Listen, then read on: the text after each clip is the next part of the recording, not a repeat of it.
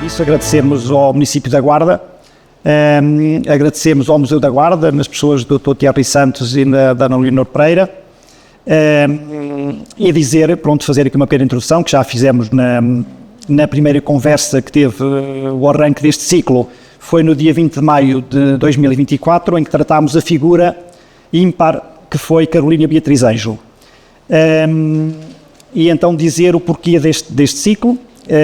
A secção subregional da Guarda Ordem dos Médicos decidiu organizar um ciclo de conferências que chamámos Conversas Abertas, para fugir um bocadinho àquela formalidade de colóquios, conferências, e nisso até foi o Dr. Thierry que nos ajudou, encontrou este Conversas Abertas,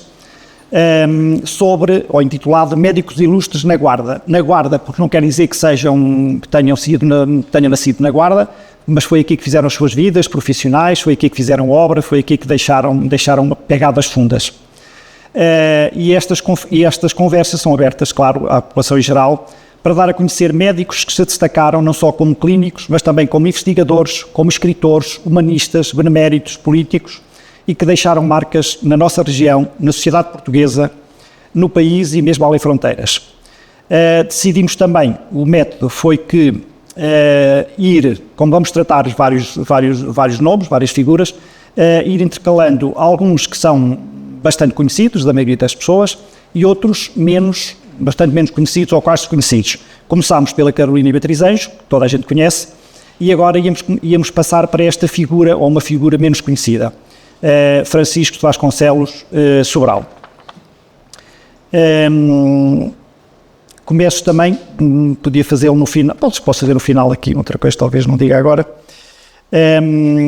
e pronto, agradecer aos presentes, e passava já então, para não perder mais tempo, passava a apresentação do nosso orador, a quem agradecemos já a disponibilidade que demonstrou, e é para isso que estamos todos aqui.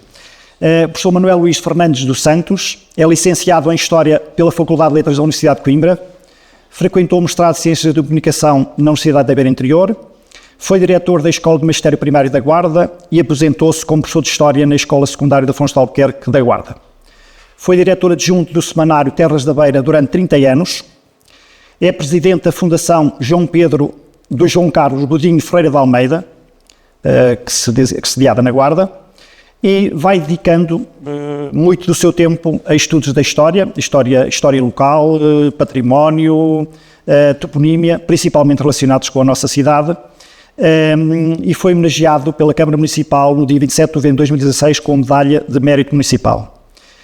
Eu vou espigar agora assim rapidamente alguns artigos, dos imensos artigos, conferências, publicações em jornais, em revistas, nomeadamente na nossa revista Praça Velha, que todos estimamos muito.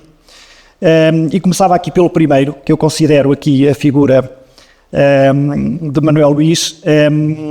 Este, para mim, é, digamos, aquilo que eu associo ao professor Manuel Luís. É este artigo que ele publicou no jornal Notícias da Guarda, no dia 1 de dezembro de 1985, que se intitulava Primeiro Foral da Guarda, foi dado em 27 de novembro de 1199 e não a 26 do mesmo mês. Ou seja, este foi o primeiro artigo de outros que se seguiram. Eu costumo dizer que o professor Manuel Luís conseguiu este feito, é mudar o feriado da Guarda, que era 26, passou para 27, foi esse o fruto do trabalho dele e do rigor como historiador, que é isso que eu lhe reconheço.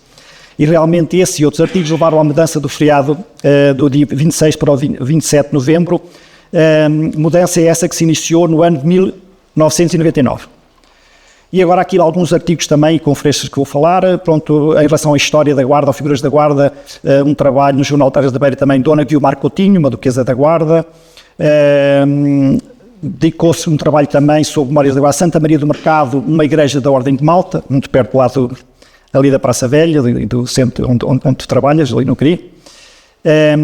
Também sobre a história da eletricidade na Guarda. Há 100 anos construía-se a Catedral do Pateiro e a Guarda avançava para a era da eletricidade, este já na revista Praça Velha, acho que na primeira série. Depois, mais uma vez, Dom Seixo I deu carta de foro à Guarda em 27 de novembro de 1199. Uma conferência num local icónico ele também tem muito trabalho sobre a história da Diocese.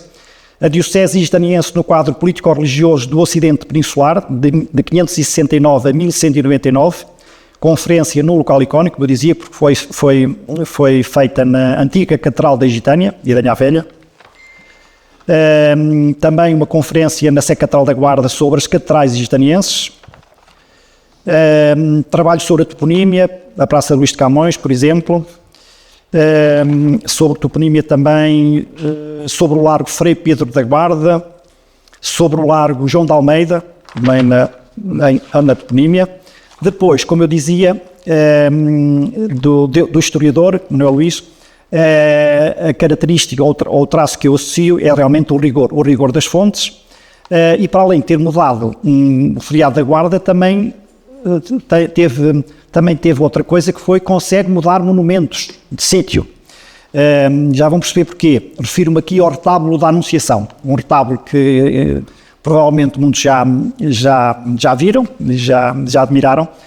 Eu conheci-o provavelmente adolescente, e aonde? No Museu da Guarda. Era aqui que ele estava, é um retábulo do século XVI.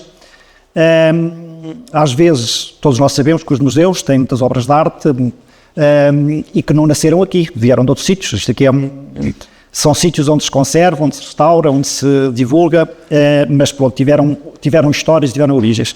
E então, esse retábulo da Anunciação, que esteve aqui muitos anos, o professor Manuel Luís levou a que fosse recolocado na Capela dos Ferros, de onde havia sido retirado durante as grandes obras de restauro da Sé Catedral, que foram iniciadas em 1899. Nessas obras de restauro, perderam-se, infelizmente, muitas coisas. Por exemplo, desmontou-se o órgão de tubos, depois perdeu-se. E é curioso que o professor Manuel Luís também está na comissão promotora do órgão da Sé, o futuro órgão da Sé, que estará para breve, termos um novo órgão da Sé. E então este retábulo, que estava originalmente na Capela dos Ferros, uma capela também com muita história da Sé Catedral, tinha sido retirado nessa altura do restauro, e foi por instâncias dele e por persistência dele que voltou esse retábulo ao local original, depois de trabalhos de conservação e restauro, e está na Capela dos Ferros, que era o seu local de origem. Pela sua dedicação à história da Guarda, foi homenageado em julho de 2016, por ocasião das comemorações do 3º aniversário da Cápsula do Tempo Guarda 2050. Mais trabalhos, por exemplo, na área da história, da Misericórdia Velha à Misericórdia Nova, é a Misericórdia da Guarda, o Pelourinho Perdido, outro artigo, este também na Praça Velha, Casas Armoriadas, na Praça Velha também, o Convento de Santa Clara, também na Praça Velha, da História da Guarda. Integra a Comissão Executiva das comemorações dos 50 anos do 25 de Abril de 1974. Foi convidado nos 823 anos de concessão do Foral à cidade da Guarda, no dia 27 de novembro de 2022, foi convidado a fazer o elogio à Guarda na sessão solene desses anos, no ano de 2022. E para terminar, pronto, e é isso que nos traz aqui, o seu artigo, o último artigo na última revista Praça Velha, que saiu o número de novembro de 2023, sobre também, nesta área da História da Guarda, recordando o Dr. Francisco Sobral. Pronto, e é ele então que nos vai falar e dizer quem foi esta figura, como ele diz no artigo dele, na altura uma figura que marcou a cidade, marcou a região, marcou o país, e agora quase, pronto, muito esquecido. E é isso então que lhe pedimos, que nos lembre e que nos diga quem foi o Dr. Francisco Sobral. Muito obrigado.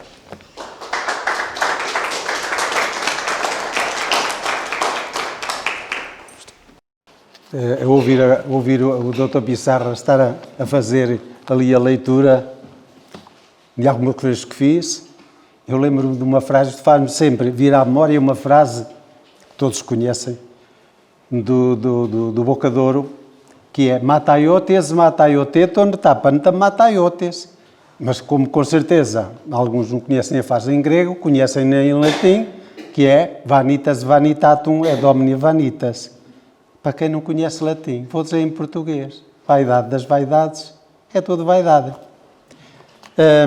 Estou encantado por estar aqui, sem dúvida, e agradeço o convite que me foi feito e fiquei muito agradado ao ver ali tantos amigos e ilustres figuras da cultura da sociedade, da cidade da Guarda, com certeza muito melhor preparados do que eu para estarem aqui. Mas pronto, olha, hoje sou eu que estou cá e sou eu que tenho que me arranjar. De maneira que, quando fui convidado para estar aqui, o que muito agradeço naturalmente, eu fiquei surpreendido uma vez que publicara, como já foi referido, um artigo sobre o Dr. Sobral. E interroguei-me nessa altura o que é que eu poderia dizer mais sobre o assunto.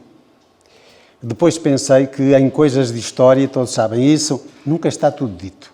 Por mais que se diga, nunca está tudo dito. Haverá sempre algo para acrescentar. E também, nem toda a gente conhece o artigo da revista Praça Velha, o que é perfeitamente lógico. Vou tentar mostrar melhor o Dr. Sobral com uma preciosa colaboração, a de um médico, seu contemporâneo e amigo, que foi o Dr. José Tomás de Sousa Martins, que todos, pelo menos, conhecem de certeza absoluta, não é? Seu amigo, já agora, nasceram no mesmo ano, em 1843. Primeiro falemos aqui um pouco deste espaço onde estamos, porque eu gosto sempre de ver onde é que estamos a fazer isto. Eu sei que o tempo é pouco, e há bocadinho ali a conversar com os meus amigos, todos chegam a esta conclusão. Quem está aqui, o tempo aqui corre de modo diferente para quem está aqui e para quem está aí. Para quem está aqui, o tempo tem uma velocidade tremenda. Tempos fugit, como diziam os latinos, o tempo foge. Quem está aí, caramba, o tempo parece que anda tão devagar, mas pronto, vamos lá ver até onde chegamos. Permitam-me esta parte aqui sobre o lugar onde estamos, e podem dizer assim, mas o que é que isto tem a ver com o tema que temos aqui hoje? Mas se calhar tem. Este lugar onde está, ali no lintel da porta de entrada, aquilo está um bocadinho apagado, a entrada neste edifício, está uma inscrição dos princípios do século XVII, esta é mesmo, do século XVII, foi por aqui entramos todos, portanto, agora vamos ver, a inscrição tem lá acima, precisa de limpeza, por isso é que eu perguntei há bocado do Dr. Terry quem é que é o dono deste edifício, que já precisava, efetivamente, ser melhor tratado ali. A inscrição que está ali, está aqui, está em latim, efetivamente, porque se calhar muitas vezes não sei, as pessoas não entendem porque está esquecida, não é? Mas é magnífica.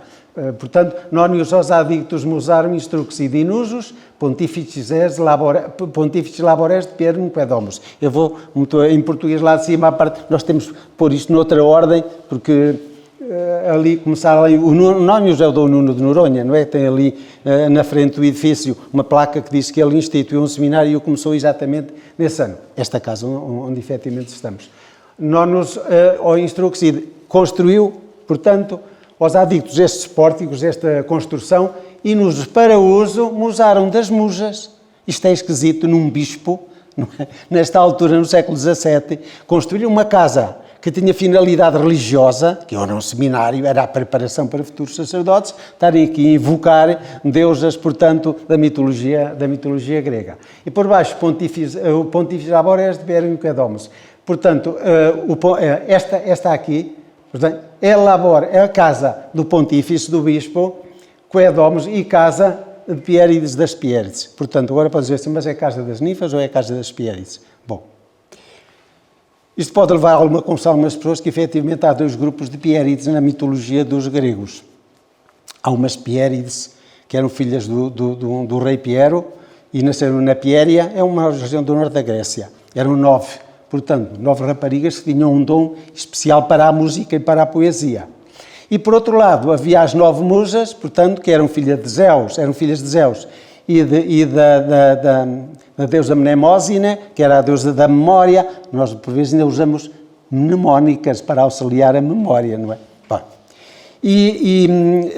curiosamente, portanto, elas eram as deusas da transmissão da sabedoria, e, portanto, eram os deuses das artes, eram as deusas da música, eram as deusas das ciências, eram as inspiradoras de toda a sabedoria. Portanto, o seu templo, como sabem, era o Museu, na Grécia, em latim o museu, e nós estamos em quê? Estamos no museu. Estamos no museu, estamos na Casa das Musas. Estamos na Casa das Musas, estamos na Casa da Sabedoria. E, portanto, estamos no sítio próprio para falar sobre o que quer que seja ligado à cultura.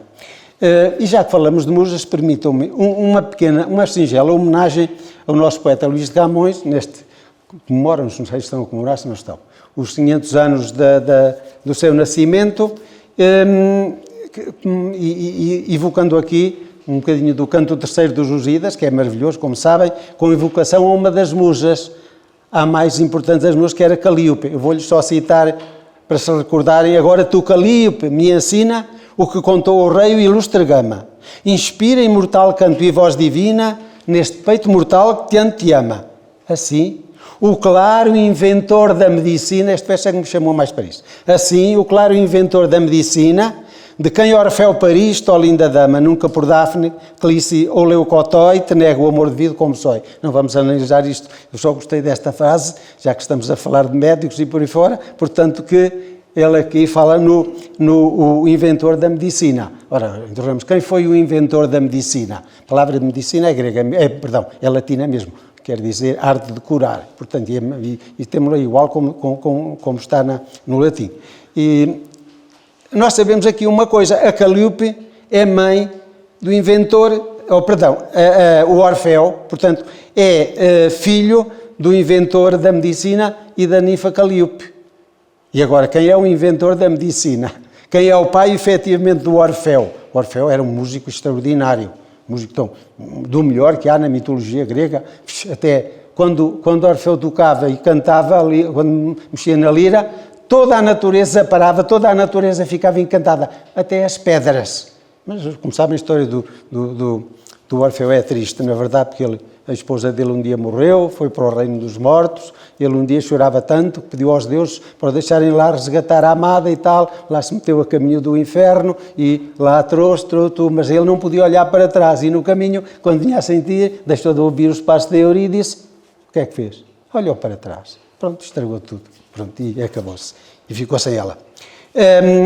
O Luís de Camões faz um uso, efetivamente, da mitologia de uma forma verdadeiramente extraordinária. Portanto, a Calíope, como disse, é efetivamente é a principal das musas, era a mais velha, o próprio nome Calíope, quer dizer, portanto, aquela do rosto belo. Como é que apareceram as musas? Elas são filhas de Zeus, como disse há bocadinho, e, portanto, da deusa Mnemosyne.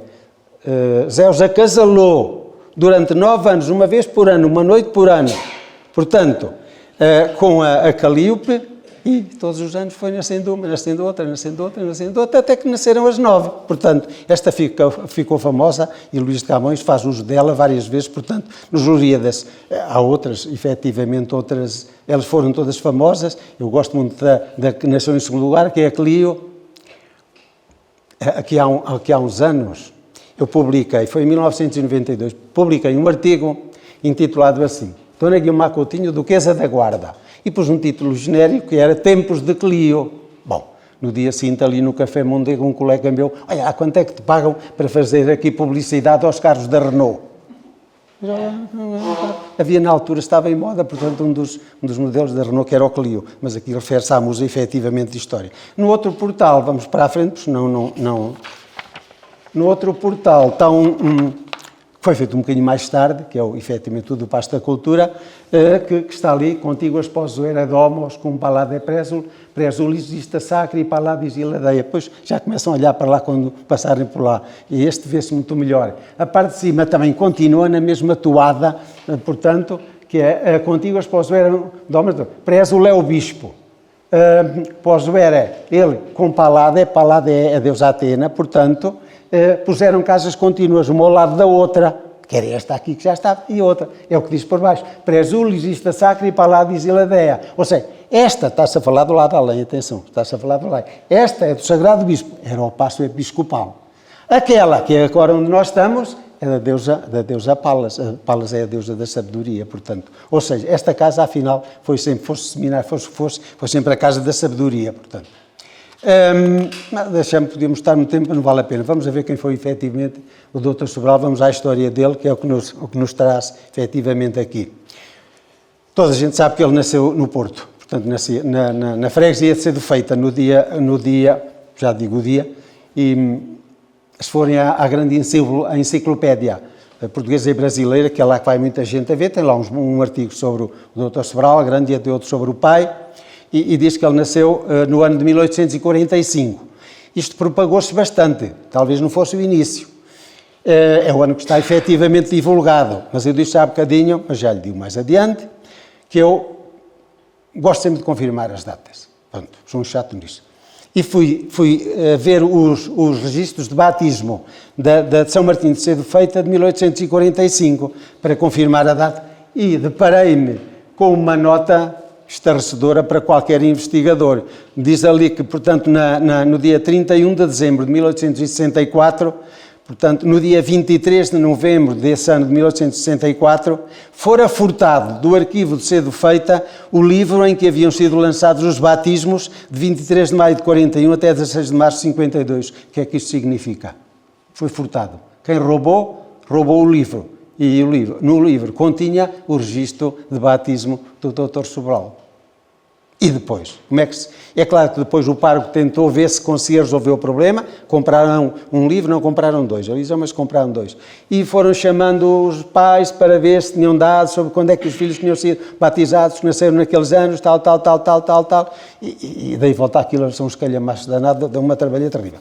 E tentei, com voltas e mais voltas, se encontrava qualquer coisa sobre o Dr. Sobral. Encontrei 3 assentos lá metidos no meio, e nessa altura do pai do Dr. Sobral, encontrei três assentos que o pai do Dr. Sobral mandou refazer, e ele nessa altura vivia estava efetivamente lá fora, estava em Angra-do-Heroísmo. Alguém lhe trouxe os dados para o pároco de Cedo Feita fazer a reconstituição dos assentos de batismo. Só que Sobral, nada. Encontrei efetivamente um registro do Amélio, filho do pai do Dr. Sobral, irmão do Dr. Sobral, que nasceu em 1845, o irmão. E não me consta que o Dr. Sobral tivesse gêmeo. Portanto, se tivesse gêmeos, normalmente batizavam na mesma altura. E um de um Guilhermino Cândido, nascido em 46, no ano seguinte, e de uma Carolina Bárbara, nascida em 48, Francisco, repito, nada. Até ainda havia mais irmãos. Quando se casou o Dr. Sobral, esteve com uma irmã dele. Eu solicitei depois para o Arquivo Histórico Militar que me enviassem os dados que tinham sobre o Dr. Sobral. Foram muito gentis, efetivamente, e foram muito importantes, mas muito, muito redumidos. Sobre a data de nascimento do Dr. Sobral, nada. Portanto, não sei quem é que roubou os assentos, mas alguém foi. Não estou a dizer que fosse o Dr. Sobral, atenção. Mas alguém levou, para que queriam efetivamente um livro de assentos de batismo. Certeza que, por alguma razão, foi, não sei quem foi, também não me interessa. Por outras fontes, eu pude concluir que o Francisco Sobral nasceu efetivamente em 1843. E quais foram essas fontes? Quem nasceu em 1845, já vimos que foi o irmão Amélio, e que não havia gêmeos. Ele fez ato grande, ou seja, concluiu a licenciatura, portanto, concluiu o curso de Medicina aos 25 anos, em 1868. Se em 1868 tirarmos 25, pumba, 1843, portanto. No assento de casamento, de que vamos falar mais adiante, ele casou aqui, o Dr. Sobral casou aqui na Sé da Guarda, em 1875, e diz que ele tem 31 anos de idade, nesse ano ia fazer 32, portanto, 1875, tirando os 32, 1843. E no registro de óbito, que é também muito importante, já vou falar dele mais adiante, o Dr. Sobral diz que ele faleceu com 45 anos de idade. Ora, ele faleceu em 1888, tiram dos 45, 1843. Acho que o assunto fica resolvido. Não? Sobre a família, já sabemos, portanto, que ele nasceu. O pai dele era general, era um militar importante. Francisco Maria Melquiades da Cruz Sobral, e a mãe é a Dona Maria de Barros e Vasconcelos. Talvez tenha alguma importância citarmos aqui este apelido de Vasconcelos. E pela parte materna, aqui não nos interessam tanto os avós, mas dizemos efetivamente os avós paternos, o avô era um médico, também tem importância, chama-se Luís Félix da Cruz Sobral. E, portanto, nós encontramos aqui já na família o pai que é militar e o avô que é médico. Já vê onde é que nós vamos chegar. Ou seja, o Dr. Sobral vai seguir uma carreira que terá dado satisfação tanto ao pai, que era militar, e como ao avô paterno, que era médico. Portanto, daí ser um médico militar. Ele na cidade do Porto, ele começou a estudar na cidade do Porto. Portanto, os estudos de medicina começou lá em 1863. Mas no segundo ano foi-se embora, foi completá-los na Escola Médico-Cirúrgica de Lisboa. Ele faz ato grande, conclui o curso no dia 24 de julho de 1868, está quase a fazer 156 anos, ficando aprovado plenamente com louvor. A tese que lhe deu habilitação para o exercício profissional intitula-se Algumas considerações sobre a afasia. Valeu-lhe a mais alta das qualificações conferidas pelas escolas médico-cirúrgicas portuguesas nos atos grandes, até essa altura, naturalmente.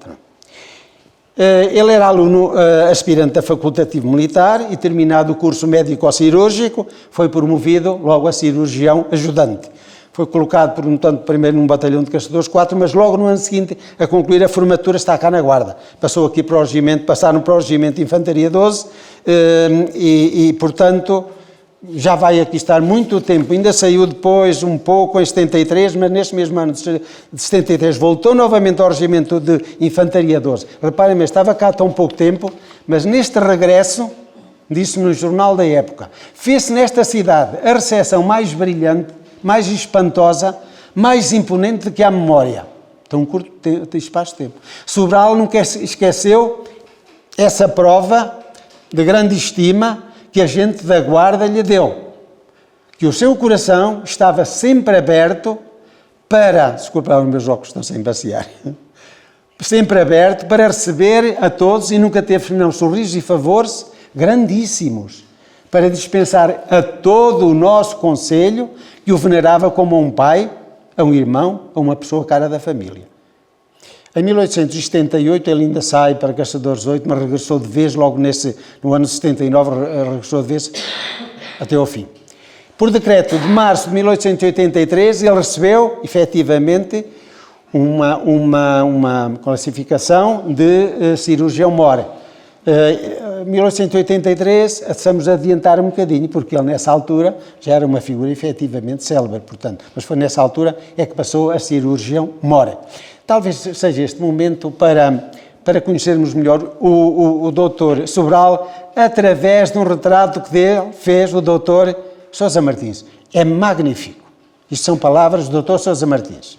No curso científico, em que fomos contemporâneos, esqueçam que eles nasceram no mesmo ano, eles nasceram os dois em 43, em que fomos contemporâneos, comecei eu a conhecê-lo, e o mesmo é dizer, a dar-lhe a minha estima e a minha admiração incondicionais, estão em Lisboa os dois.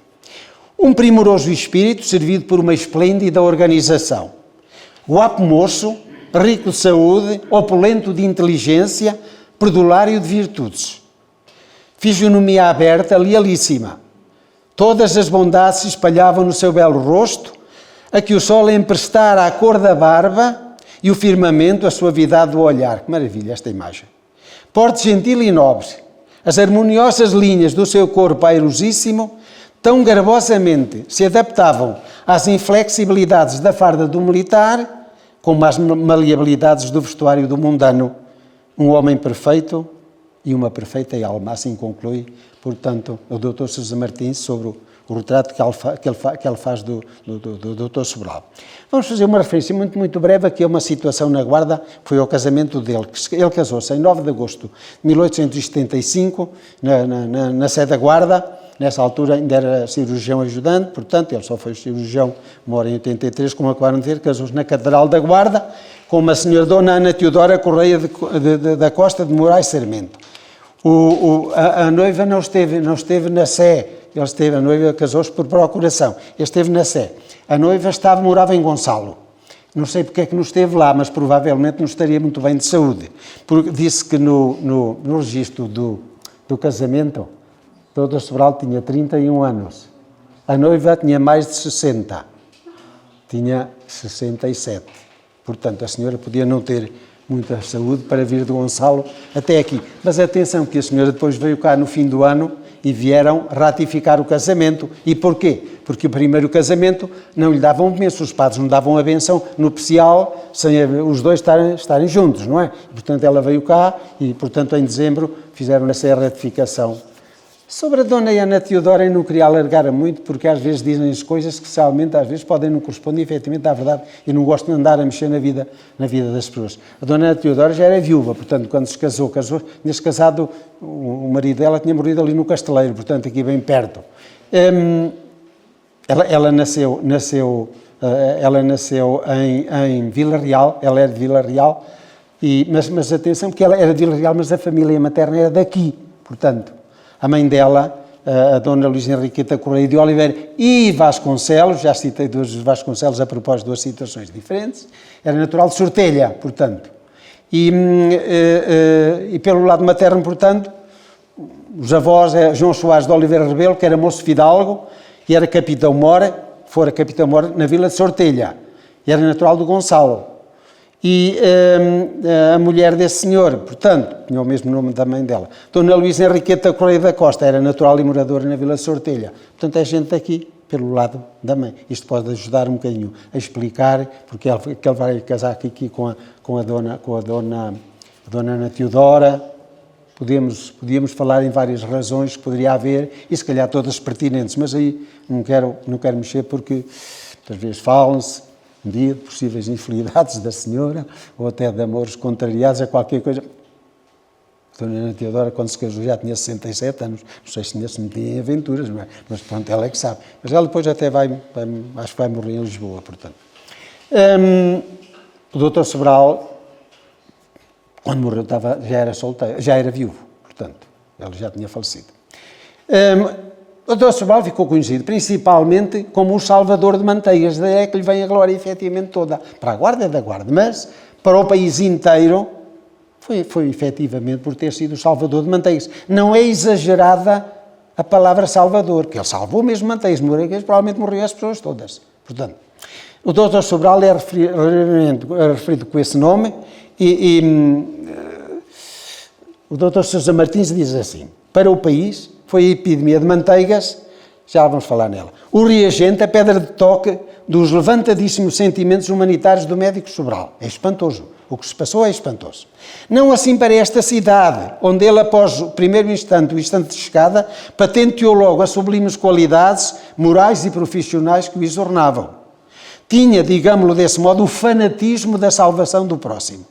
Chegava-o o perigo alheio, não lhe permitindo ver o próximo. A pobreza dos outros fascinava-o, até os extremos de uma filantropia quase desacisada, ou seja, sem siso. Portanto, bastas foram as ocasiões em que a indiscrição de íntimos o surpreendeu no clandestino espalhar dos honorários colhidos a aquém, pelos tugúrios visitados além. Não admira, pois, que muitos antes dos acontecimentos de Manteigas fosse dogma para os habitantes da Guarda as benemerências do Dr. Sobral. Era uma figura espantosa, sem dúvida. Vamos lá à epidemia de Manteigas, algum tempo depois do Francisco Sobral estar definitivamente colocado na Guarda, depois está aqui 3 anos definitivamente, deu-se, portanto, uma terrível, e as palavras não são exageradas, em Manteigas. Quero ver o que é que o Dr. Sousa Martins escreveu sobre Manteigas. Eu não sei se é alguém de Manteigas, mas que é uma página interessante e magnífica. O Dr. Sousa Martins escrevia muito bem. Portanto, era um humanista de grande classe, além de ser um grande médico, um grande professor, na verdade era um humanista extraordinário. O que ele escreve, mesmo até no discurso que fez, quando foi tirado do Dr. Sobral para ser colocado no jazigo, ele faz lá citações imensas, verdadeiramente extraordinárias, que mostram a sua enorme cultura. Vamos ver o que é que ele diz então o Dr. Sousa Martins sobre Manteiga. Além, graciosamente aninhado em uma das majestosas pregas dos Irmínios, dos cuidoso e contente, é o que cá está, entrega aos encantos das indústrias agrícolas e fabris, pouco mais do que primitivas, um pequenino e laborioso povo vivia naquele delicioso estado de alma em que se cuida escutar no trêmulo balido das ovelhas e no seco estrépito dos tiares a harmonia das esferas celestes. Isto era maravilhoso. O Dr. Sousa Martins era maravilhoso a escrever, sem dúvida. Não espraiar até lá a onda tremenda da ambição humana, o torvelinho dos negócios, o inferno das ideias e o veneno do requinte não haviam logrado colher ainda na perfídia das suas engrenagens aqueles seres quase paradisíacos, a gente mantém-os naturalmente.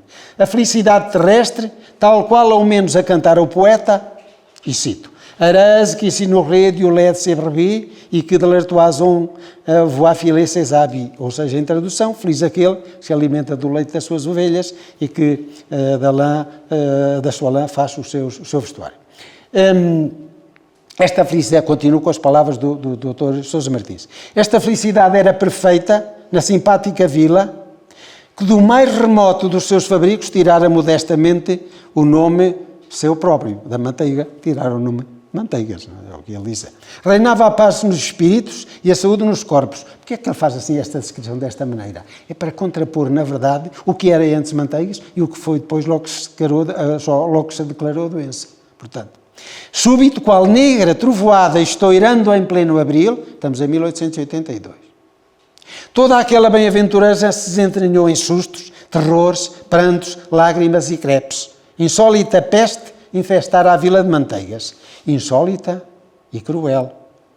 Mais cruel do que tantas outras, de pior fama entre o vulgo. Ele cita várias. Peste de intensíssimas energias na virulência, de facílimas difusões no contágio, de vilíssimas predileções no ataque. Em ruindade da índole, o tifo é exantemático, o tifo por excelência. Agora, o fim de citação. A situação sanitária de Manteigas, ela começou a sair da normalidade em junho de 1882, com uns óbitos, portanto, mas já, porque o mês de maio só tinha tido um óbito, só tinha havido um óbito, estou-me a referir às duas freguesias, portanto, São Pedro e Santa Maria, portanto. Mas em abril já havia sinais alarmantes. José Correia Tanganho, médico cirurgião de Manteigas, havia já falecido no dia 29 de abril de 1882. Ele só recebeu a extrema unção, portanto já devia estar efetivamente muito doente.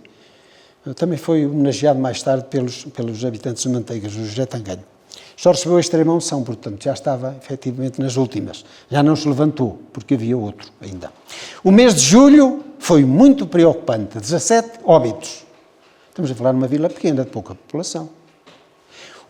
Agora escutem, o correspondente em Manteigas do semanário A Civilização, que era um jornal publicado aqui na Guarda, escreveu na edição de 12 de agosto, que me deixa ser interessante.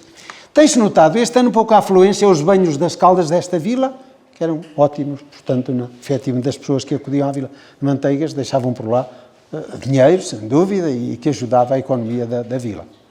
O que é, sem dúvida, devido aos boatos espalhados e infundados, de que graçam por aqui as febres, fazendo muitas vítimas. O estado sanitário desta vila é excelente, dizia lá o correspondente do jornal, e não deve obstar a que os banhistas venham em demanda da saúde de que carecem. Era frequente mesmo ir gente a Manteigas aos banhos de vários lados. Por favor. Mais outro. Ora bem, aqui há uns anos escrevi um artigozito, portanto, que está num jornal daqui, e pode dizer o que é que isto tem a ver com Manteigas? Tem. Para ver que Manteigas, na verdade, era procurado pela excelência, portanto, dos seus banhos, das suas termas, e é muito rapidamente que eu lhes digo. Curioso, não sei se já repararam algum dia, quando foram ao Intermarché e olharam para a rotunda, que está lá, o melhor é não olharem muito, senão quando dão conta, se puserem a ler, quando dão conta, estão dentro do jardim da rotunda. E está lá na periferia, está lá este monumentozinho singelo, que diz, o que está ali, aqui faleceu Rosa Coelha, solteira dos Gagos, dia 13 de 1879, o 9 quer dizer setembro, portanto, e o 1880, que está ao fundo, até vendi, foi o ano em que o avô dela mandou lá pôr esta memória. Quem era a Rosa Coelho? Bom, a Rosa era natural dos Gagos, como diz ali, freguesia de São Pedro do Germelo.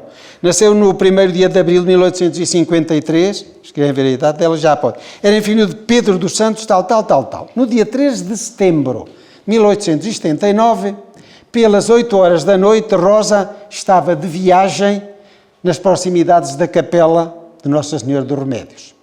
Regressava à sua terra, ida de Manteigas, portanto, sinal de que havia gente que ia a Manteigas, foi um bocadinho pouco antes da epidemia, mas havia gente que ia, portanto, ia a banhos.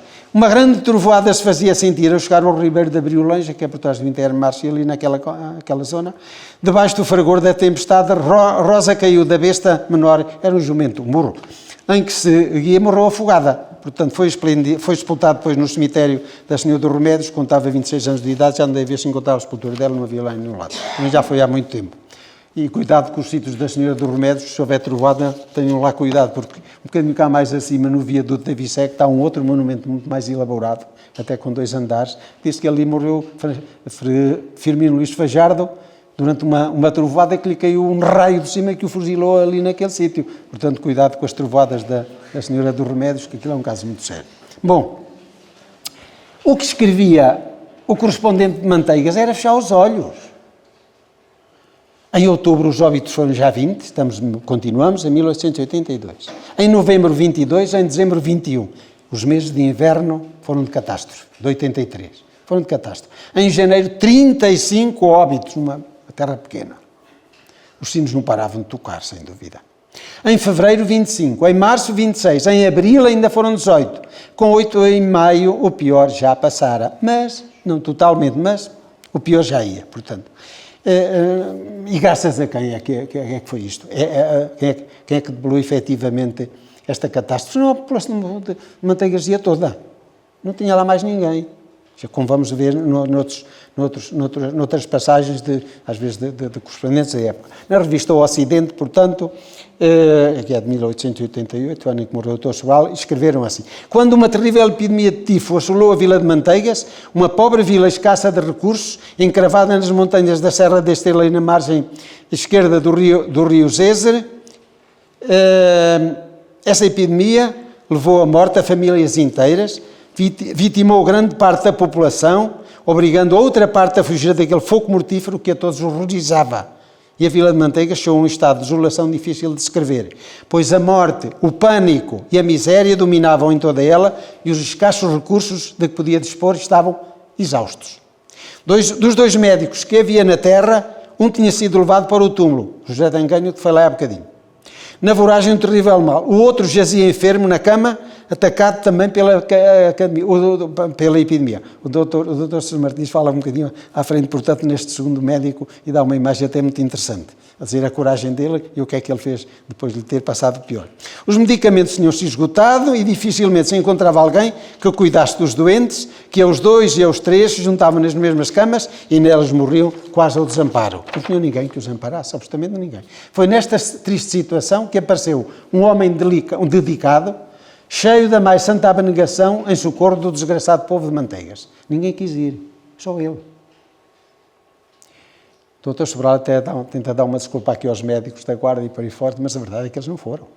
Portanto, este homem foi Francisco Maria de Barros e Vasconcelos da Cruz Sobral, cirurgião não era mor nesta altura, ainda era ajudante, cirurgião do Regimento de Infantaria 12, estacionado na Guarda, o qual se ofereceu espontânea e desinteressadamente para ir prestar os seus serviços a Manteigas.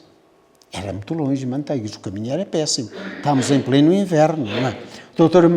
Sousa Martins deixou esta bonita página também sobre esta parte. Foi daqui, desta nobilíssima cidade da Guarda, onde cumulava os encargos de médico do Exército e de clínico da população civil, que Sobral partiu para a emprestada vila. Partiu? Não é adequado o termo.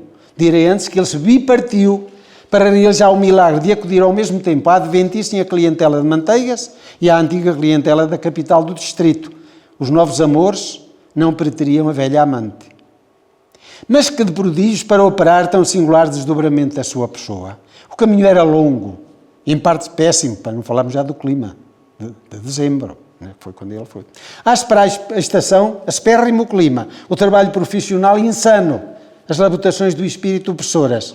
Mercê de uma constituição de aço e de um coração de ouro, Sobral nem sentia a fadiga física, nem se deixava arrefecer pelas preocupações morais. A interminável estrada que da cidade conduzia à vila era não menos 2 vezes em cada dia percorrida. Como direi, sem tropos, era percorrida a mata-cavalos, porque ele tinha uma muda no caminho, senão era impossível, portanto. E tinha que ir de manhã e tinha que voltar à noite. Ele era médico militar, também tinha afazeres, não é? Vejam esta imagem tão interessante do Dr. Sousa Martins. Correr sempre, correr sem repouso. Onde é que ele vai buscar agora esta frase? Que se não corres, pode ser que não aches quem socorres. Lembram-se desta frase? Provavelmente todos falaram dela quando andaram a estudar no liceu. Que se não corres, pode ser que não aches quem socorres. O Sousa Martins era senhor de uma profunda cultura humanística e reflete aqui no seu discurso. E aqui cita palavras da súplica que Dona Maria de Portugal, a Rainha de Castela, lembra-se dela, da formosíssima Maria, portanto, casada com Afonso XI, portanto, dirige ao pai, Dom Afonso IV de Portugal, para que vá em socorro da miseranda gente de Castela, fortemente ameaçada pelos muçulmanos. Camões, a frase é completa esta: acude e corre, pai, que se não corres, pode ser que não aches quem socorres. Eu também tenho que correr, senão arrisco-me a ficar sem auditório. O Dom Afonso IV não queria ir, que ele não gostava do genro. O genro era uma peste, e era sobrinho dele, portanto, mas pronto. E, aliás, e porquê? Porque o rei de Castela, portanto, o Afonso XI, tratava mal a esposa, que era a formosíssima Maria, que era filha do Dom Afonso IV. Andaram sempre em guerra os dois. Mas, pronto, a formosíssima Maria lá conseguiu convencer o pai, vá lá em socorro de uma marido. Os muçulmanos estavam a ameaçar de tal maneira a península, que a península podia cair toda. E ele lá foi. Sabem que batalha que se travou lá para o sul, nas margens de um ribeiro que até ficou célebre, embora esteja aqui um rio, foi a Batalha do Salado, não é? Portanto, é uma glória para Dom Afonso IV, porque ele foi mesmo, ele combateu. No fim, ofereceram imensos despojos, não quis nada, ofereceu uma cimitarra e umas poucas coisas mais, e cá voltou, portanto. Quando puderem, voltem a dar uma voltinha aos Lusíadas, que esta é uma página muito bonita. Infelizmente, nos Lusíadas está logo a seguir uma parte triste, não é? Que é o episódio da mísera e mesquinha, que depois de ser morta foi rainha. Sabem a que eu me estou a referir? Portanto, a Inês de Castro. Esta gente andava sempre a matarem-se uns aos outros. O rei de Castela, portanto, tinha uma amante, portanto, chamada Leonor Nunes de Gusmão, e descurava a rainha, a filha do Dom Afonso IV, que até era prima direita dele, se calhar até por isso. Fez muitos filhos na outra, e esta lá fez um ou dois, e a coisa não passava efetivamente ali. E entretanto, mais tarde, a formosíssima Maria vai ficar viúva, porque o Afonso XI morreu da peste negra, apanhou a peste negra em cheio em 1950, ela ficou viúva. Um dos primeiros atos dela, qual foi? Mandar matar a amante do ex-marido, portanto, a dona Leonor de Gusmão. Então o pai dela não mandou também matar a Inês de Castro. Pronto, dissemos lá. Vamos lá ver, continuar a narrativa do Sousa Martins, tem aqui umas coisas muito bonitas. Logo às primeiras investidas do mal, ambos os médicos municipais de lá foram prostrados, um José Tanganho, para não mais se erguer. Já dissemos, coitado que morreu. E está homenageado numa rua em Manteigas. Tinha 29 anos, portanto, de idade. O outro, Esteves de Oliveira, para, como o Anteu, cá está, o nosso Sousa Martins conhecia os Lusíadas, conhecia a mitologia grega quase toda, para, como o Anteu, se levantar depois mais aguerrido. Quem era este Anteu? Este Anteu era um gigante que fala dele na mitologia grega, que era filho dos Zeus, creio eu. Mas este é um gigante mau, vivia ali no Norte de África, na zona da Líbia, e tinha tanta força que o gosto dele é desafiar. Quantos passavam por ali, desafiava-os e matava-os porque ele ganhava sempre. Era um furtaço danado.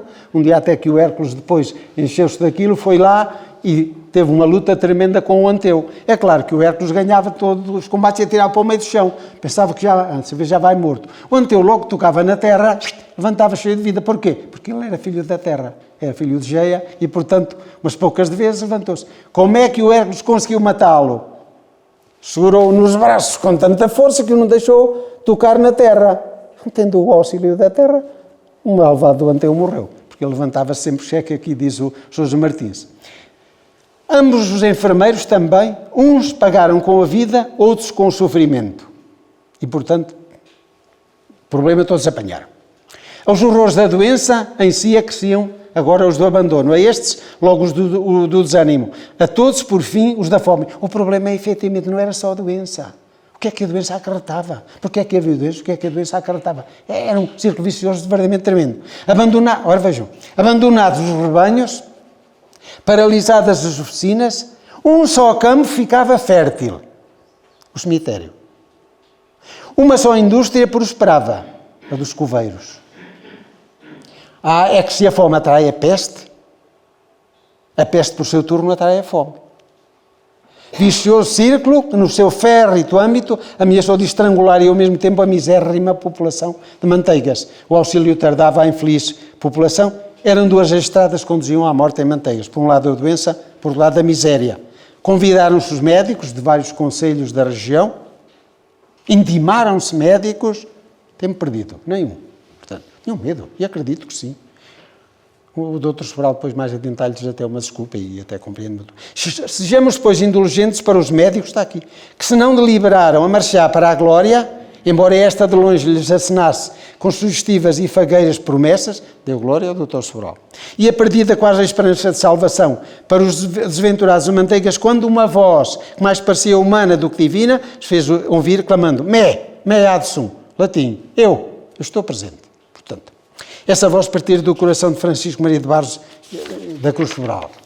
Ele chegou a Manteigas, portanto, no dia 25 de dezembro de 1882. Dia 25 de dezembro é o dia de Natal. O que é que ele disse desse dia?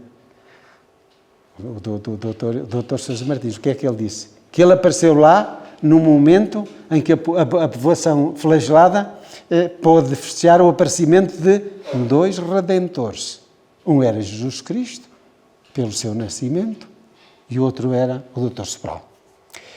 O que a epidemia se contava era horroroso, mas o que a Sobral se deparou era pavoroso. O Dr. Sobral, aliás, o Dr. Sobral deixou-nos umas linhas, várias, sobre o que é que se passava por lá. E o Dr. Sousa Martins conseguiu apanhar algumas dessas linhas e reproduzi-las. Portanto, este bocadinho só vou ler, são palavras do Dr. Sobral, que o Dr. Sousa Martins nos trouxe a nós. Em uma repugnante enxerga, quase preta pela sujidade, jaziam marido, mulher e 3 filhinhos, mortos de fome, ressequidos pela sede, consumidos pela febre. E não tinham água, não tinham luz, não tinham fogo, nem um caldo. Não tinham nada. Estavam cobertos com os farrapos nojentos, que deixavam ver em diferentes pontos as carnes não menos imundas do que o resto. E havia 3 dias que ali não entrava pessoal alguma. Nunca esquecerei a casa do pobre vizinho Bernardo. Não sei se o Bernardo morreu, se não morreu. Encontrei lá um óbito de um Bernardo mais adiante, não sei se era o mesmo. Eu ignorava o que era a fome e a miséria, disse, portanto, o Dr. Sobral. Estas palavras são-nos transmitidas pela boca, pela escrita do Dr. Sousa Martins. E vamos ver o que o Dr. Sousa Martins disse mais sobre o assunto. Cumpria prover de pronto remédio aos 2 males. Não conseguiria, porém, num único golpe, separar ambas as cabeças do monstro.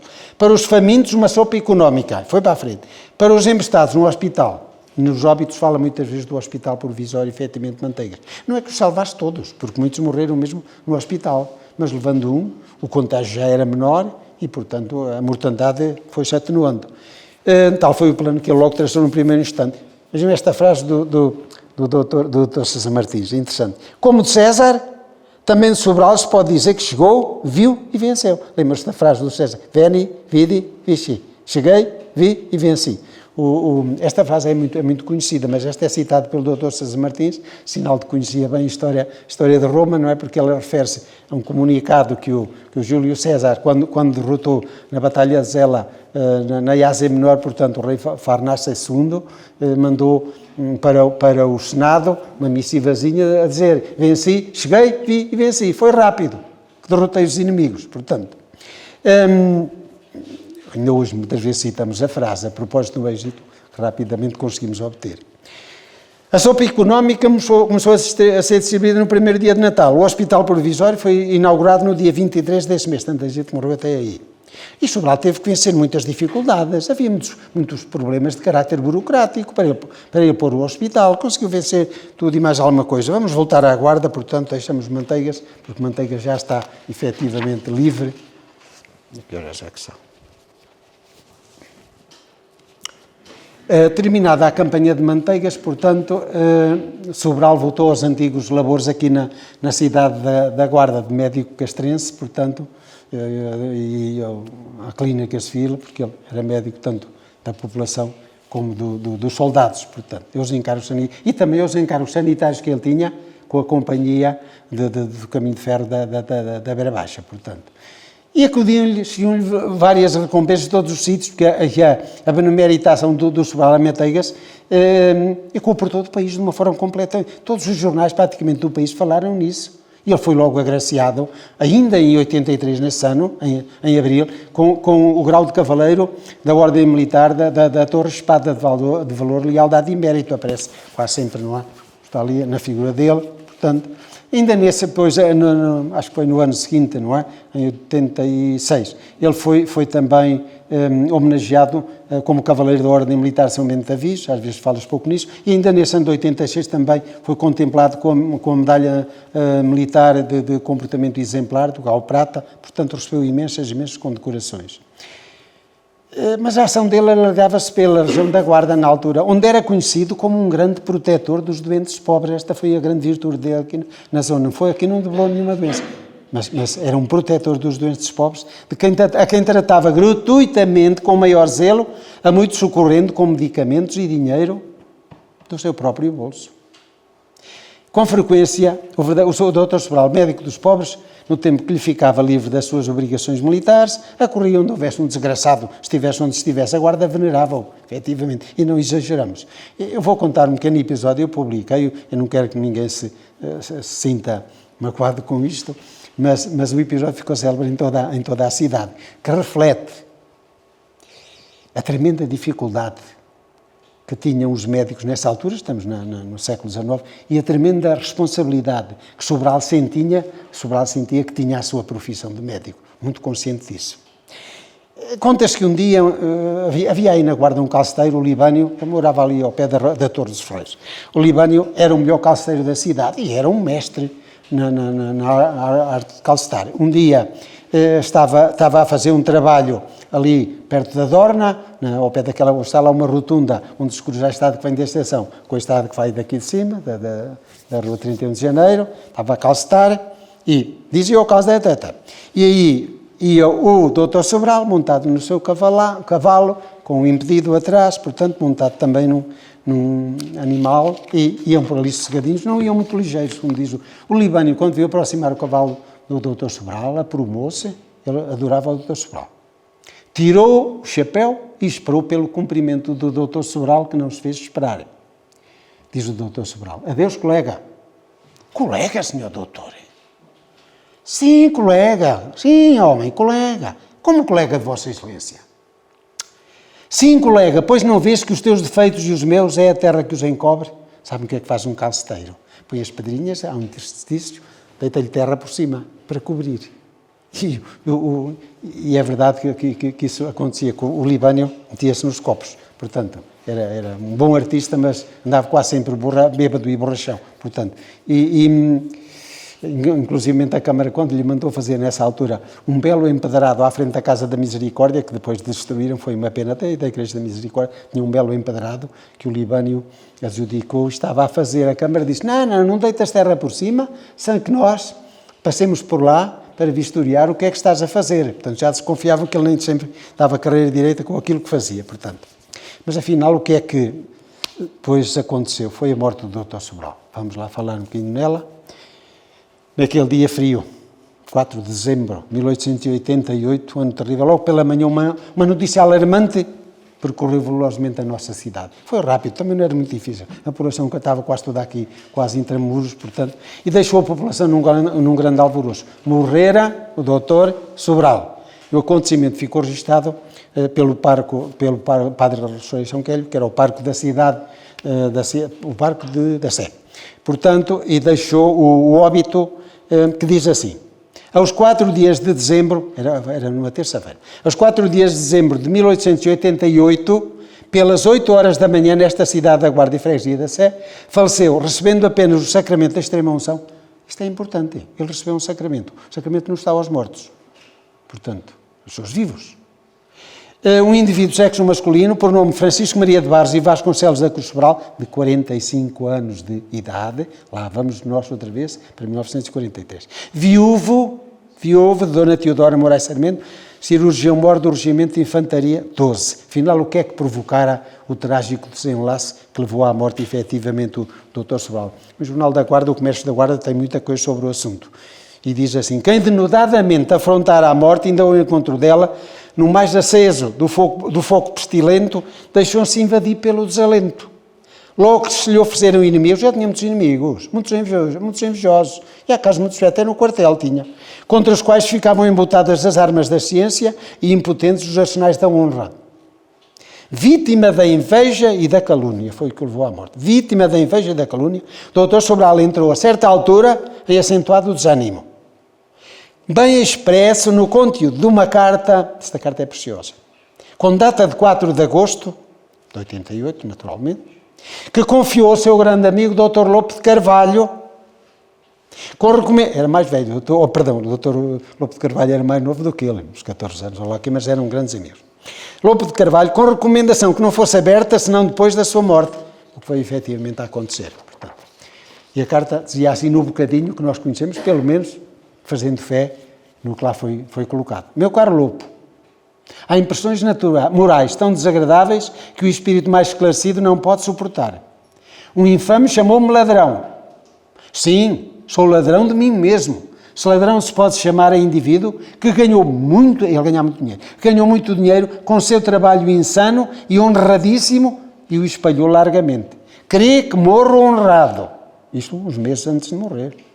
Porque nunca pratiquei a ação menos digna do meu nome e da minha posição. Estava desequilibrado, já. Um desequilíbrio emocional no Dr. Sobral, quando escreveu isto e este desequilíbrio ter-se acentuado. E porquê? O Dr. Sobral este desequilíbrio teria sido causado pela publicação num jornal da Covilhã, chamado O Covilhanense, de umas cartas que eram ofensivas da sua honra. E sublinhadas, escritas por um Manuel José Gonçalves dos Santos Cascão, que era médico civil na Covilhã. Parece que eram rivalidades lá em relação à companhia do Caminho de Ferro da Beira Baixa, não sei se disputavam lá os lugares e tudo mais, aí não me interessa, mas atribuíram efetivamente o desenlace fatal principalmente. Ele foi-se abaixo com isto. Era um homem de uma honra tão grande que ele foi-se abaixo. Agora sabia mais qualquer coisa, não sei. Isto levou ao trágico desenlace, isto. E agora, veja o acidente, mais tarde o acidente diz assim, o Dr. Sobral recolheu-se a casa no domingo último, foi no dia 2 de dezembro de 1988, das 7 para as 8 horas da noite, e recomendou aos criados para no dia seguinte não lhe entrarem no quarto sem que ele tocasse a campainha. Já estava a premeditá-la, não é? Efetivamente, os criados cumpriram as ordens que receberam e no meio-dia de segunda-feira foi o criado do posto médico. O hospital era na casa onde mora o Sr. Bispo, portanto, o hospital militar, casa onde hoje mora o Sr. Bispo. Foi o criado do posto médico chamá-lo para ir ver um doente e entrando no quarto do nosso desitoso amigo encontrou-o agonizante, mas não estava morto, estava agonizante. Chamados urgentemente os senhores Dr. Lopo e Costa, apareceram quase de repente, mas não puderam salvar o amigo que idolatravam. Apesar do estado desesperadíssimo em que o Sobral foi encontrado, toda a gente tinha esperanças de que se salvava. E o infeliz ainda viveu até às 8h30 da manhã de terça-feira. O óbito está registado efetivamente nesse dia, portanto no dia 4 de manhã. Calcula-se que o desditoso médico dos pobres principiou a lutar contra a morte antes da meia-noite de domingo, estando por consequência sem socorro, porque ninguém previa um tal acontecimento até o meio-dia de segunda-feira. Era na emoção daquele momento, espalhou-se logo a notícia, como o rastilho espalhou-se logo por aí, de uma forma louca. A guarda ficou toda empolvorosa. No princípio, correu a ideia de que ele espalhou-se a notícia que ele tinha morrido de congestão cerebral, portanto. Ou porque não se queria dar a conhecer o que é que tinha, na verdade, tinha acontecido, ou porque não sabia exatamente, os médicos sabiam. Mas pouca gente sabia. E a ideia que passou no princípio foi essa. Mas a dura realidade veio depois, portanto, o médico está também no comércio da guarda. O comércio, o médico, às vezes falha-me, os óculos estão embaciados. O médico abençoado dos pobres, o clínico herói de Manteigas, não morreu, afinal, de uma apoplexia, como se diz. Morreu envenenado. Ferido pela calúnia, mortalmente ferida, a alma intrépida, que nunca a lida extenuava ou extenuou, nem o perigo entibiara, teve uma hora de lúgubre fraquejo e capitulou ante a difamação, ele que nunca fraquejara diante da morte.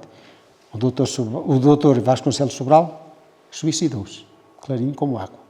Portanto, perdoemos-lhe a primeira, a única fraqueza da sua heroica vida, tão generosamente votada ao bem. A calúnia envenenou-lhe o coração, nobilíssimo, primeiro que a morfina lhe envenenasse o corpo. Mas devia lutar, resistir, viver. Difamava-o alguém? Lá estavam os desvalidos, os miseráveis, tantos que lhe deviam a vida e o pão, lá estavam eles para o defender, apaixonadamente nas suas lágrimas, nas suas bênçãos, na sua comovedora gratidão. Este é o fim de citação, portanto. Engraçado que já falamos mais adiante. Rapidamente a cidade ficou, portanto, como dissemos, toda em alvoroço. Portanto, toda a gente veio para a rua, as manifestações de dor eram verdadeiramente terríveis. Mas não se falava ainda em suicídio. As pessoas ainda não sabiam bem de que é que tinha morrido. E a morte ecoou por todo o país, jornais de Lisboa, jornais do Porto, jornais de Coimbra, das principais terras, portanto, trouxeram logo palavras a respeito da morte do benemérito. Na Vila de Manteigas, praticamente, logo soube a notícia, acho que toda a gente se vestiu de luto, portanto. Sobre as cerimónias fúnebres, não vou durar muito tempo, porque elas foram complicadas, porque há 2 tipos aqui de cerimónias fúnebres, mas são importantes. São importantes. Onde foi Sobral no cemitério? Para a terra benzida ou para a terra não benzida? Bom, a cerimónia, ele tem o registro de óbito, foi feito pelo pároco, recebeu a extrema-unção. A extrema-unção, como eu disse, não está aos mortos, está vivos ainda, portanto. O semanário Comércio da Guarda diz-nos, eu só vou me sintetizar para não estarmos a demorar um bocadinho, que foi o funeral. Nas ruas que levavam ao cemitério de Nossa Senhora do Templo, eu chamo-lhe de cemitério Nossa Senhora do Templo, já falei tantas vezes na Câmara, mas não tenho coragem para lhe pôr o verdadeiro nome, quando eu chamar cemitério velho e outras coisas mais, porque apareceu depois no cemitério novo. Cemitério velho é nome para alguma coisa, ou cemitério não é. Todos os cemitérios têm efetivamente uma designação. É que nós pedimos, cemitério Nossa Senhora do Templo, mas agora há muita gente que não é católica, mas a expressão Nossa Senhora do Templo é de caráter toponímico, aqui neste caso, não é? Não é outra. Aliás, estava lá desde o século III a ermida de Nossa Senhora do Templo, e lá está, agora é a capela do cemitério. No cemitério, nas ruas que levavam ao cemitério, a aglomeração do povo era enorme. Podia afiançar-se que a guarda estava ali despovoada para dar o último adeus ao homem que mais serviço lhe tinha prestado. Os negociantes fecharam, à hora do enterro, fecharam as portas todos. Os párocos daqui de toda a zona, os párocos, que é importante, esta ideia religiosa, os párocos de toda a zona, todas as terras, os da guarda, todos presentes no funeral, portanto, cônegos e párocos também, todos os padres praticamente caíram lá. As reparações públicas fecharam as portas, até no liceu, alguns alunos nem tiveram aulas, portanto, fecharam as aulas. Na igreja do cemitério estava um rico catafalco, portanto, e lá se fizeram os ofícios fúnebres que foram feitos pelo cônego arcanjo, um sacerdote importante, que estava a representar o bispo, Dom Tomás. Os bispos normalmente não vão a funerais, não estava lá, mas estava um seu representante. Se ele fosse um suicida, não havia isto. Eu preocupei-me em ler o que é que diziam as constituições sinodais aqui do Bispado da Guarda sobre a negação de sepultura eclesiástica. Está lá clarinho, é negada também os suicidas. O que é que aconteceu ao Dr. Sousa Martins? O Dr. Sousa Martins, como sabe, matou-se como se matou o Dr. Sobral. As razões eram diferentes. A injeção também era de morfina. Portanto, ele hoje é considerado um santo. Vão ali ver à entrada do hospital, está lá o busto dele, a quantidade de votos que há por ali de agradecimentos. Vão a Lisboa, ao monumento onde está, estou-me a referir, na verdade, o Dr. Sousa Martins. O monumento dele tem lá imensos agradecimentos de pessoas que o fizeram um santo. Portanto, e não teve enterro religioso, efetivamente. Aqui teve. À porta do cemitério estavam soldados todos, portanto, foram dadas as descargas do estilo, os soldados choravam todos a perda do malogrado benemérito. Na ocasião em que o cadáver foi conduzido para a sepultura, era tal a multidão dos povos que, em gritos de sentido, perante o queriam dar o último adeus ao benemérito Sobral, foi preciso intervir a Guarda Civil. Portanto, que era a Guarda, aqui, portanto, antes da Polícia de Segurança Pública, portanto, era aí a Guarda Civil. Na maior parte das casas estavam cerradas, com as janelas todas cerradas, as portas fechadas. Falemos um bocadinho rapidamente do mausoléu que ele tem lá, que é uma coisa que há de melhor na Guarda. Sabem que os cemitérios são cada vez mais cemitérios mais antigos, têm muitos monumentos da época romântica, não é? As casinhas e tal, e outros têm coisas magníficas. Coisas magníficas. Já não vou dizer que é como, por exemplo, o cemitério dos Prazeres, que aquilo é uma loucura. Mas temos lá, efetivamente, o mausoléu do Dr. Sobral. Se quiserem ver semelhante, mas o nosso é muito mais humilde. Vão ao cemitério dos Prazeres em Lisboa, que vem lá uma pirâmide também, que é só esse mausoléu de Lisboa, que é o dos Duques de Palmela, é o maior da Europa. Portanto, uma coisa magnífica. Rochedo lá, eu nunca lá entrei, mas eu sei que o Rochedo do interior é uma coisa fantástica de obras de arte. Bem, muito rapidamente, após as cerimónias, os seus amigos formaram um movimento de solidariedade, pensando efetivamente levantar uma memória para o benemérito médico por subscrição pública. Constituiu-se, portanto, na cidade uma grande comissão e depois teve subcomissões em todos os concelhos, também teve uma em Lisboa. O Dr. Sousa Martins, por exemplo, pertenceu a essa subcomissão de Lisboa. Foi uma adesão extraordinária. Logo no ano seguinte à sua morte, no dia 6 de maio, ainda não tinha passado um ano, já estava reunida aqui na cidade a comissão para lançar a ideia da construção de um mausoléu. E o doutor Lobo de Carvalho fazia parte também dessa comissão. O António Patrício, o Teles Vasconcelos, também bem conhecidos, estavam fazendo todos. E quem estava presente também era um dos elementos da Comissão de Lisboa, portanto, que era o engenheiro António Xavier de Almeida Pinheiro, que era o presidente da direção da Companhia Real Construtora da linha de ferro da Beira Baixa, e era o presidente da Subcomissão de Lisboa. E é ele que fez o projeto e vinha do mausoléu e vinha apresentá-lo, portanto. E o projeto teve aprovação unânime logo dos membros da Comissão. No dia seguinte, eles depois foram escolher o lugar e foram ao cemitério para escolher o sítio mais apropriado e acabaram por se decidir pô-lo no centro do tabuleiro superior. Hoje já não é o superior porque já há outro por cima, no centro do tabuleiro superior e em frente às escadas de acesso ao mesmo, lá fora, lá está, só umas escadinhas, lá está, mesmo em frente. Eu não sei se ainda querem que posso demorar mais um bocadinho, eu não sei se o tempo já vai um bocado longo. Então, doutor, não sei o que é que passa, eu queria falar ainda um bocadinho aqui, posso mais um bocadinho? Então vamos lá. Bom, vamos então à Senhora do Templo. Faz favor. Ora, isto é a rua que conduz ao cemitério da Senhora do Templo. Como sabem, e porquê é que eu estou aqui a pôr esta rua? É porque esta rua já se chamou Rua Doutor Sobral. Atualmente é Rua Santa Clara, mas já se chamou Rua Doutor Sobral. Bom, depois já lá vamos a isso. Não, o outro, o anterior. Desculpe, sim, aquele portão, como sabem, é magnífico, mas o Doutor Sobral, depois morto mesmo, não lhe passou por baixo, porque o portão ainda lá não estava, era um portão mais humilde. Lembra-se que este era o portão que dava acesso à Casa da Sabedoria, e este dá acesso à Casa da Eternidade. Era o portão que dava acesso ali ao Liceu, portanto, ao exterior do Liceu, e que mais tarde, na década de 50, que fizeram ali obras nos arruamentos, puseram ali, e ainda bem, este magnífico portão que é verdadeiramente extraordinário, portanto. Na Senhora do Templo, eu queria uma coisa, mas se calhar já não temos, só muito rapidamente. Posso? Quem for à Senhora do Templo, por favor, logo que entrem, olhem à vossa direita. Vale a pena olhar, porque nós vamos às vezes às coisas e não vemos. Olhamos e não vemos. Como sabem, olhar uma coisa e ver é outra. Eu posso estar a olhar e posso não estar a ver. Portanto, e é bom, às vezes, olha-se, não se dá muita importância, mas se olharem à direita, está lá isto. É magnífico. Está maltratado, é de mármore, mas está maltratado. Vejam, está bonito. Passe lá um, faz favor. Vejam a imagem que está lá.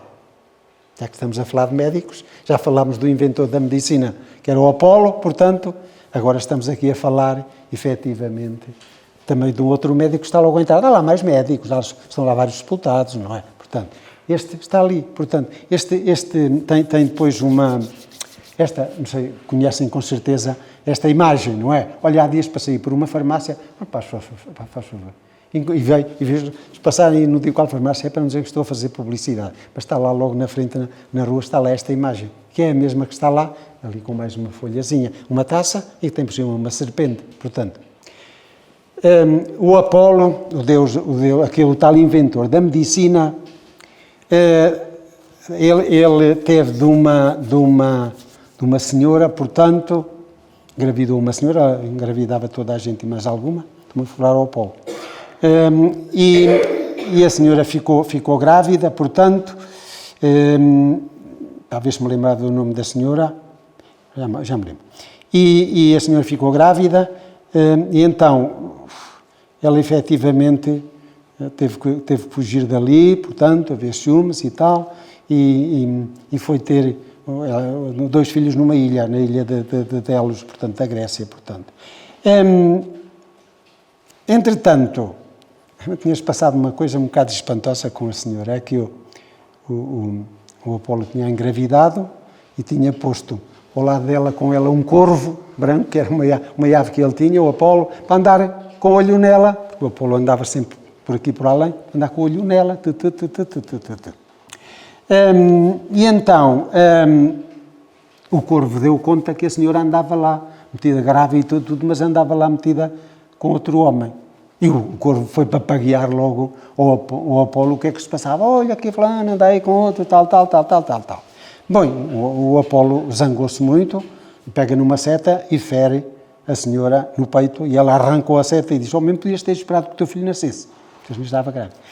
O Apolo recolheu-a, portanto, mais tarde, e arranjou uma pira, portanto, para queimar o corpo, os perfumes e tal, e quando estava a fazer aquilo, notou que na barriga da senhora se ouvia qualquer coisa. Abriu a barriga da senhora. Aqui está a primeira cesariana, provavelmente, da história. E retirou lá o bebê. E retirou o bebê, quem era o bebê? Nem mais nem menos do que o Asclépio, se quiserem, por outro nome, o Esculápio, portanto. O deus da medicina, portanto. Bom, aí temos a ver como é que passou. Isto aqui, o Esculápio, passa lá um bocadinho, faz favor. Eu não vou ler o texto está em grego, mas lá acima, eu não sei se ainda fazem, os médicos antes de entrarem na profissão ainda fazem um juramento. Antigamente, durante séculos, faziam um juramento, chamado juramento de Hipócrates, não é? Portanto, juravam por este e por aquele, por serem bem na sua missão e tal, e coisa e por aí. Vocês fazem, em alguns países ainda fazem. Mas, claro, estar a fazer um juramento, portanto, invocando deuses, falsos deuses da mitologia grega, já não teria grande sentido, porque eu acho, e aí os senhores podem se calhar esclarecer melhor, acho que foi em 1948, que em Genebra, numa convenção de médicos, se resolveu, portanto, arranjar outro texto para o juramento dos médicos, e o juramento de Hipócrates continuou com alguns, mas acho que ainda se segue, mas em Portugal penso que não, já nem se faz. Lá acima que está o Hipócrates, ainda faz, olha que maravilha, lá por cima está Hipócrates Orcos. O Orcos é juramento de Hipócrates. Só um bocadinho no princípio que diz assim: Omnium e Apollona e Etrom. Isto quer dizer, juro por Apolo, médico. Já voltamos ao Apolo na mesma.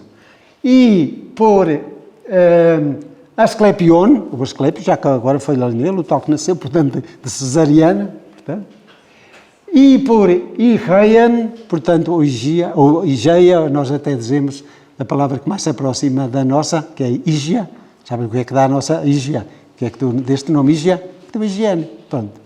Porque são todas divindades da saúde. E por Panaceian. Panaceian, também nós falamos muitas vezes na Panaceian. Dizemos de outra maneira, Panaceia. Quando olha, toma lá isto é Panaceia. Cura-te todos os males, portanto. Portanto, era o Asclépio, tornou-se efetivamente o deus da medicina, e depois, quando o Asclépio um dia teve azar, ele era um médico fantástico, na verdade. Como é que ele aparece? Como é que ele aparece normalmente? Acompanhado deste símbolo que está ali, não é? É o símbolo de Asclépio, que está aqui, deste lado. Uma vara com uma serpente enrolada, muitas vezes dizem, porque é que lá está a serpente? Tudo mais. O Asclépio aparece sempre desta maneira. No princípio aparece que efetivamente tinha um bastão, e o bastão enrolou-se lá uma serpente, e a serpente, por mais que quisesse, não saía. Os pontapés saía de lá, e deixaram. Mas outra parte do mito diz que não, lá conseguiram matar, e a serpente caiu no chão, morta. Aparece uma outra serpente que trazia na boca um raminho de tutu, e atirou com o raminho para a boca da serpente morta, que imediatamente voltou à vida. O Asclépio ali arranjou uma maneira porreira de restituir até doentes acabaram de morrer, trazê-los novamente à vida. Isso gerou-lhe um problema muito grave. Zeus é que dava a vida, Zeus é que tirava a vida, o pai dos deuses, não é? E que era o avô dele, afinal. E o que é que faz? Zeus fulmina-o com um raio. E o pobre Asclépio morreu. Mas deixou duas filhas, ele tinha vários filhos, deixou duas filhas que são famosas na medicina, portanto, a Igeia ou Ígia, portanto, que é efetivamente nós conhecemos como a deusa da saúde, e a Panaceia, portanto, que é aquela que tem a cura para todos os males. Por isso é que ela está, o símbolo da panaceia é o que está no cemitério, é o que acabamos de ver aí na farmácia. Ainda bem que faz um juramento. O juramento dele. Portanto, ainda hoje vê por muitos lados o símbolo do Asclépio. Olha, veja, sabem que emblema é este? Onde é que podem ver efetivamente este emblema que tem aqui? Isto é uma bandeira, portanto, e ela faz parte da bandeira da Organização Mundial de Saúde. Lá está por baixo o símbolo da ONU, está a ver? Portanto, mas no centro está, efetivamente, o bastão do Asclépio com a serpente. Pode passar, faz favor. Este também. Ora, vejam. Já viram muitas vezes, mas nunca repararam. Isto é a estrela da vida, como sabem, utilizada, portanto, pelo INEM. Era um bocadinho menos. Pronto. Estrela da vida. E também lá tem, como vê, no centro, o bastão do Asclépio. Ou seja, isto ainda não passou. Isto, efetivamente, continua. Não sei se algum dia viram. Os americanos, por exemplo, mas eles estão enganados. Usam um bastão com 2 serpentes. Portanto, e com umas asas. Mas não é verdade, eles estão totalmente enganados. Porque esse é o símbolo que serve para a contabilidade. Portanto, que é o símbolo, portanto, de um deus também, que era um ladrão desgraçado. Que era Hermes. O Hermes era filho, efetivamente, de Zeus, também da deusa Maia. E o garoto, logo que nasceu, quem se aproximava dele, deitava a mão a qualquer coisa. Roubou logo no primeiro de vida, roubou o tridente do Poseidon, roubou as setas de Artemis, roubou o gado de Apolo e uma quantidade de roubalheira. Portanto, com o tempo, quem se servia dele para roubar tudo quanto lhe apetecia era Deus, o pai dos deuses. Quando precisava de roubar alguma coisa, vai lá e rouba. Porquê? Tinha asas nos pés, melhor nas sandálias, e tinha asas no capacete. Então, uma velocidade danada, portanto. Ele depois, mais tarde, o irmão Apolo criou o gadinho. Dá cá o gado! Mas depois chegaram a negociações. O que é que lhe deu o Hermes ao Apolo? Deu-lhe uma lira. O Apolo era deus da música também, e o Hermes tinha feito uma música à primeira lira, pela de uma carapaça de tartaruga, depois deu ao irmão, vai-te embora, o gado ficou com ele. Não sei se já passámos, se não, ora passe lá, faz favor. Não, isto é o que lá está na sepultura, mas quando passarem, deem-lhe uma vista de olhos, também não perdem nada e é bonito. Os cemitérios, em grande parte hoje, são lugares de turismo também. E têm coisas fantásticas, há símbolos que às vezes nos escapam. Aquilo é da guarda tem alguns, não muitos, tem uma inscrição que diz assim, aqui já Júlio César de Andrade, médico cirurgião pela Escola do Porto, Cavaleiro da Ordem de Cristo. Nasceu a 21 de junho de 1817, faleceu a 2 de outubro de 1892. E foi cá muito importante o Júlio César, não era o Júlio César romano, atenção. Portanto, é engraçado, em que mês estamos? Julho, o mês de julho quer dizer Júlio, portanto, mas não foi a este.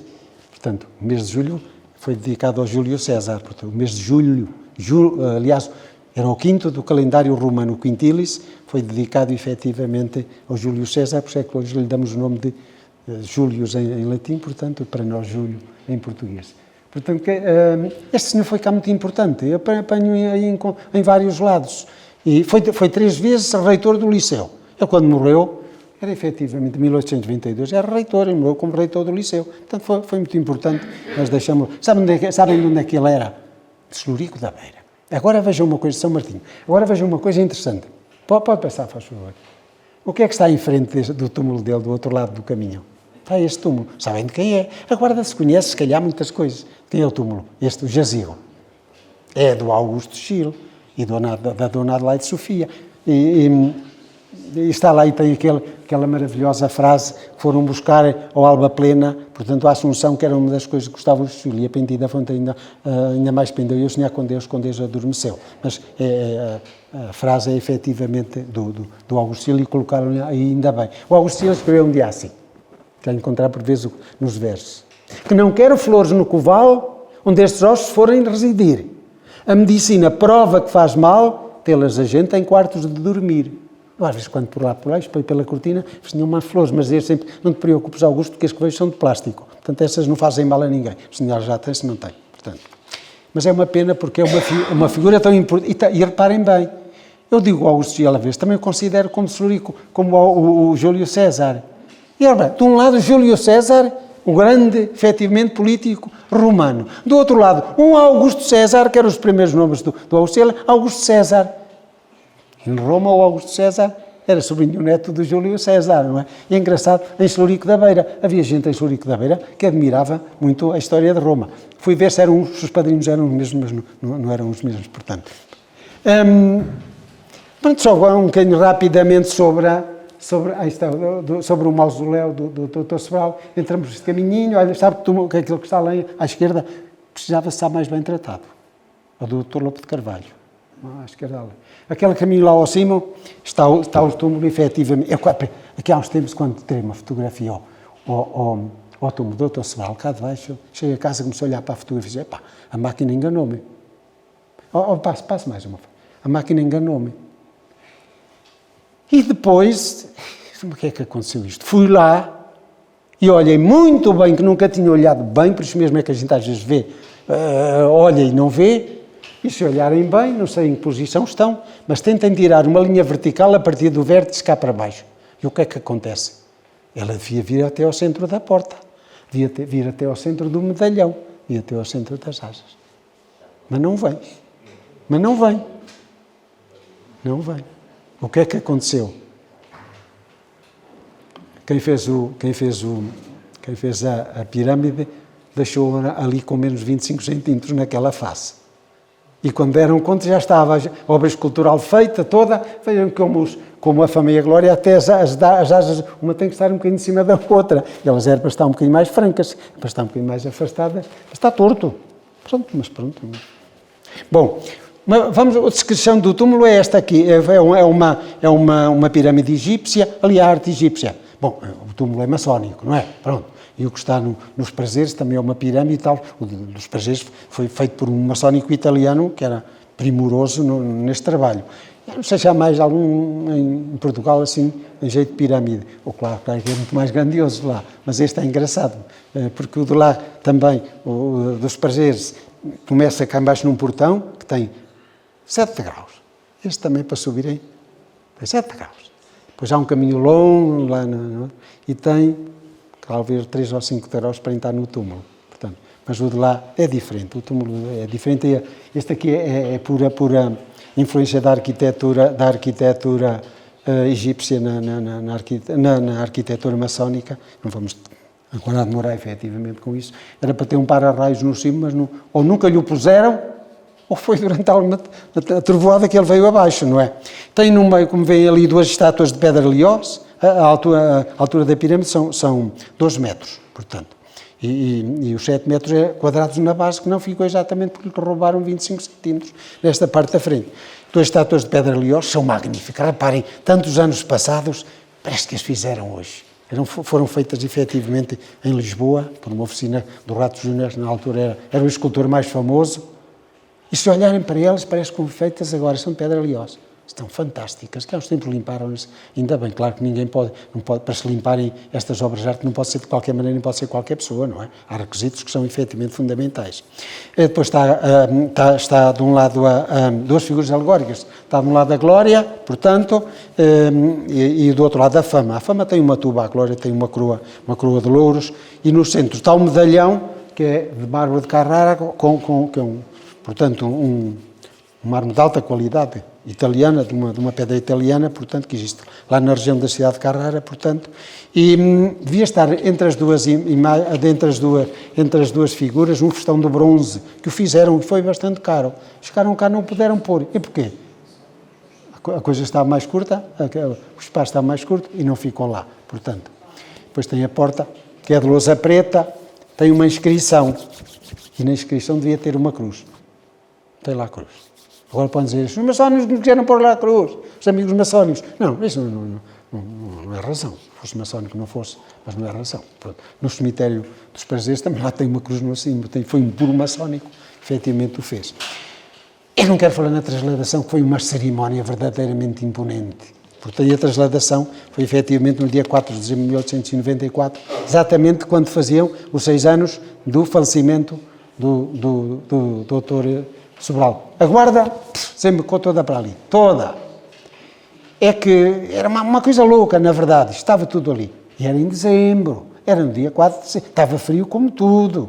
E chovia ainda por cima. Mas as ruas estavam pejadas, portanto, teve cerimónia religiosa, tiraram de onde estava, portanto, a primitiva sepultura, para o levaram efetivamente ali, ou primeiro uma missa na Misericórdia e por aí fora. Depois fizeram até lá depois houve uma cerimónia, alguns pegaram nas fitas, figuras importantes, o Dr. Sousa Martins foi um dos que pegou num dos turnos na fita do caixão, o Dr. Lopo de Carvalho também, por aí fora, coisas importantes. Depois fizeram discursos, quando os tiveram para meter já dentro da Câmara Mortuária, e um dos discursos, efetivamente, foi feito pelo Dr. Sousa Martins, proferindo um discurso eloquentíssimo, este que estivemos a ouvir, tantas partes, portanto, que é um primor de linguagem. E é. Também falou o Dr. Lopo de Carvalho, portanto. E só este bocadinho, para não quero demorar mais. No discurso do Dr. Sousa Martins, há uma homenagem a um médico de Manteigas que foi levado efetivamente pela doença, ou seja, ao José Tanganho.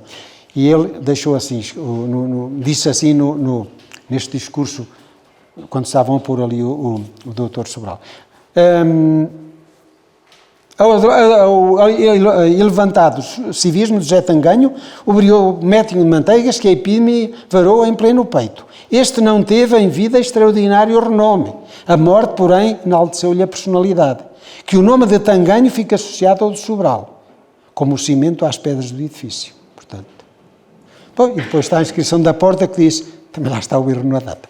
O benemérito do médico Vasconcelos Sobral, 1845-1888, os seus amigos, por subscrição pública em todo o país. Ele mais tarde, o Dr. Sobral, mais tarde não, portanto, foi homenageado na toponímia da cidade. Portanto, logo foi em 1894, foi nesse ano. A Câmara resolveu dar o nome do Dr. Sobral a um dos largos da cidade, ao Largo de Santo António. O que era o Largo de Santo António? É o que hoje se chama Largo de São Pedro. Portanto, ali ao lado da Igreja de São Pedro. E porquê é que lhe deram esse largo o nome do Dr. Sobral? Porque o Dr. Sobral trabalhava no Hospital Militar, quem estiver aqui, agora já não se vê. Lá à frente vê a casa, que era o antigo Hospital Militar, que é a casa onde mora o Sr. Bispo. Mas hoje já não tem o nome do Dr. Sobral. Os anos foram passando e na sessão da Câmara de 28 de junho de 1950, que era presidente da Câmara, Dr. Albertines da Fonseca, que era um bairrista danado e que quis restituir à cidade antigas toponímias que os republicanos tinham tirado e que ele queria novamente a pôr. E então, um dos nomes antigos era de Largo de São Pedro, que pertencia efetivamente ali ao largo da Igreja de São Pedro, portanto, e então, tirou-se lá o nome do Dr. Sobral, pôs o nome de São Pedro, e o Dr. Sobral ficou sem largo, mas ficou sem rua, porque na mesma ata da Câmara diz, vamos dar ao Dr. Sobral, ou a Rua do Cativo, sabem lá pertinho, uma ruazinha muito humilde que está ao lado da capela, portanto, de São Pedro, ou então a Rua do Cemitério. Também era mal de escolha, pôr lá o nome do Dr. Sobral, põe um homem que lutou para defender a vida, põe-no, efetivamente, no do cemitério. Mas nunca se impôs essa ideia do cemitério, e agora a Rua do Cemitério é a Rua Santa Clara. E o Dr. Sobral? Tem nada. A memória dos homens é curta, quase decorrido meio século depois dele ter morrido. Puseram, faz favor, olha, este era o discurso do Dr. Sobral, veja quem é que ele dedicou eu, como disse, consegui esse discurso de um arquivo de Ponta Delgada, portanto. E encontrei na última página esta dedicatória ao eminente professor Dr. Teófilo Braga. É que o professor Dr. Teófilo Braga era da mesma idade dele e da mesma idade de Sobral, nasceram todos em 1943. Este é o Dr. Teófilo Braga, além de ser o presidente do primeiro governo provisório, foi um dos presidentes da República logo de início, uma figura verdadeiramente extraordinária, portanto. E o autor é o próprio Sousa Martins, que ofereceu este discurso, este exemplar de discurso, ao Dr. Teófilo Braga. Porquê que isto do discurso estava lá em Ponta Delgada?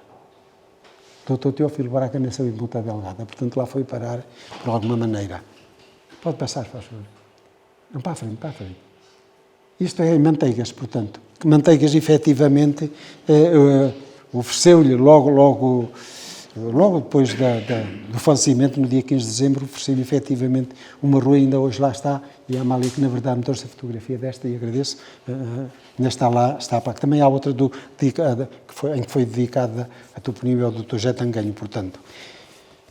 E acabamos com uma saudosa homenagem, porque a memória dos homens efetivamente é curta, mas não de todo, e a prova é que não, que nós estamos aqui, decorrido mais de meio século. Ora pá, decorrido mais de meio século, alguém ainda se lembrou, ainda havia os amigos de pôr lá esta placazinha, que ainda lá está. Os velhos tasneiros, com saudade, quando não é tão Sobral, 4 de 12 de 1938. É engraçado, eu agora não é isto, mas há bocado referi-me a essa confusão na data de nascimento do Dr. Sobral. Vão ali ver o monumento do Dr. Lopo de Carvalho, ali embaixo, na Avenida dos Combatentes. Também lá está uma data errada de nascimento. Vão ver o do Augusto Gil. Também lá está uma data errada de nascimento. Teram-lhe 3 anos, até fizeram mais novo 3 anos. Há uma ruazinha do Augusto Gil, está uma placa. Também o fizeram mais novo. Ele morreu em 1870, não foi em 73. Ou seja, às vezes há pouco cuidado, efetivamente, nas datas. Portanto, bom, e quando vou ao cemitério da Senhora do Templo, eu nunca deixo efetivamente de contemplar o monumento do Dr. Sobral e de me inclinar em memória do que foi verdadeiramente este homem extraordinário. Vejam, para terminar, o que é que disse mais o Dr. Sousa Martins. Toldada a razão, Sobral tomou à letra o aforismo de Séneca. A morte é a melhor invenção da vida. E com o narcótico pôs termo a seus dias. Está a sofrer o autor Sobral. O Dr. Sousa Martins ainda não tinha morrido, atenção, ele vai morrer, efetivamente, em 97, não tinha morrido. Matou-se, mas não morreu. Nem todos morrem. Morrer é deixar-se obliterar na memória alheia. Le mort vont vite, diz a balada, uma balada, portanto, do século XVI, ou o que é, século XIX, salveiro, de uma senhora chamada não me lembro do nome dela. É uma balada muito bonita, portanto, aliás, a balada, ela cita a balada, mas a balada é de um poeta que eu creio que é alemão, de um Bourget, portanto, a balada chama-se, por extenso, é a balada de Lenore, portanto, também nunca a consegui ver, mas deve ser uma... já sei, foi Madame de Sévigné que fez uso, efetivamente, da balada da Leonor, numa obra, numas cartas que ele escreveu. Bom, e agora que vamos dizer que descanse em paz, Dr. Sobral, nós recordávamos sempre com respeito que merece a sua memória, em quem puder, não teve a morte, como diz o nosso Luís de Camões. Cuidado, já lhes diz que o jazigo está protegido numa maldição, não vão lá meter-se com o jazigo, é uma maldição semelhante à do Tutankhamun, quem lá mexer pode morrer de morte macaca. Muito obrigado por me terem ouvido.